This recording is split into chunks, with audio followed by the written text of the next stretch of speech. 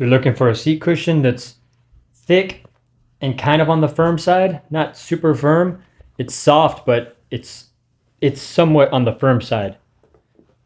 So it's soft enough to roll into a taco, but when you sit on it, it has some firmness to it. You don't just like sink into it. Feels really comfortable. It has kind of that indentation. Like this has a little bubble here.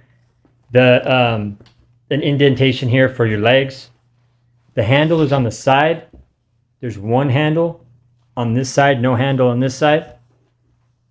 The back, it has that kind of textured feel to it for non-slipping.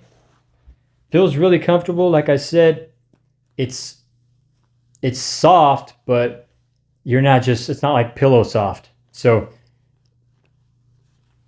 it's got some firmness to it, if that's what you're looking for. And the cover's got that really, really soft feel to it.